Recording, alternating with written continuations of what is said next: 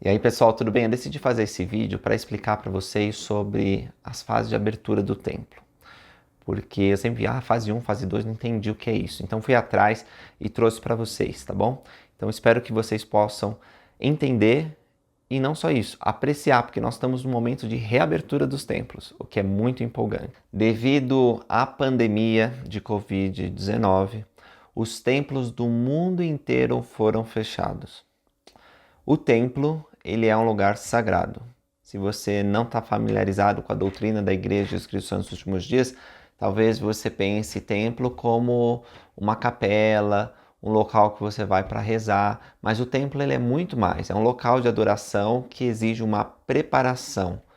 É no templo que realizamos ordenanças muito sagradas, na verdade, as mais elevadas, como por exemplo o casamento de um homem ou uma mulher para toda a eternidade.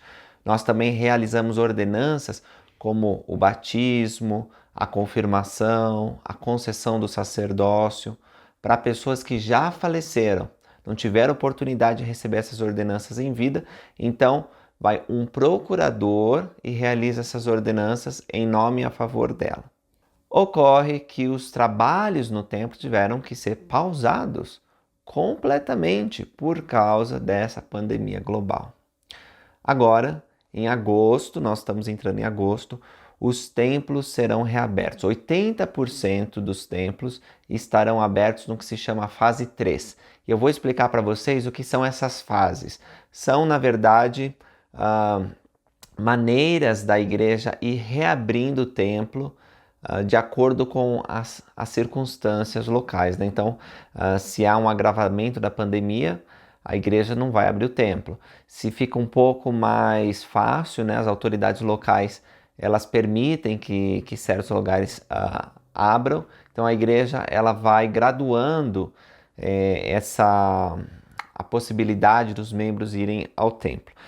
Nós temos, olha, agora, em julho, que eu estou gravando esse vídeo, 117 templos na fase 3. Vamos ver o que significa essas fases. A fase 1 permite o selamento de marido e mulher, enquanto a fase 2 permite não só o selamento, como também todas as outras ordenanças para os vivos.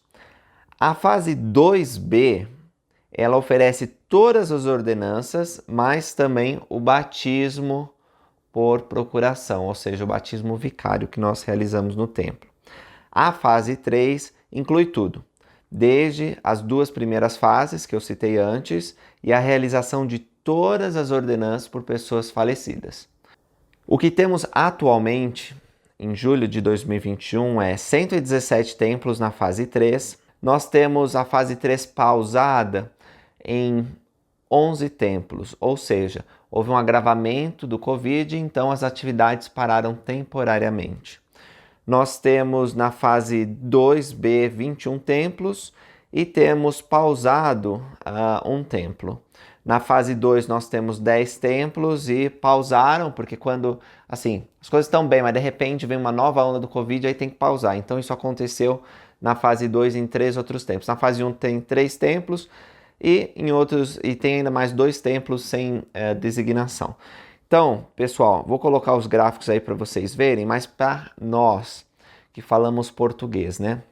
O Brasil, como é que tá? A América do Sul tem 21 templos e nós temos 3 templos na fase 2 pausado. Então, houve no local um agravamento do Covid-19 e aí os templos tiveram que, embora eles estivessem na fase 2, tiveram que pausar as atividades. Mas na fase 2 nós temos 9 templos. Nós temos 6 templos na fase 2B, na fase 3 nós temos 1 e na fase 1 nós temos 1 templo. Então, em termos mais práticos, no Brasil, né? Olha, nós temos Campinas, Brasil, Curitiba, Brasil, Fortaleza, Brasil, Porto Alegre, Brasil, Recife, Brasil e os templos de São Paulo, de Campinas e o templo de São Paulo estão na fase 2. A fase 2, como eu falei para vocês, permite o selamento de casais vivos. Quando as coisas melhorarem, vai poder ser realizado mais atividades dentro do templo. E nós oramos para que isso possa acontecer rapidamente.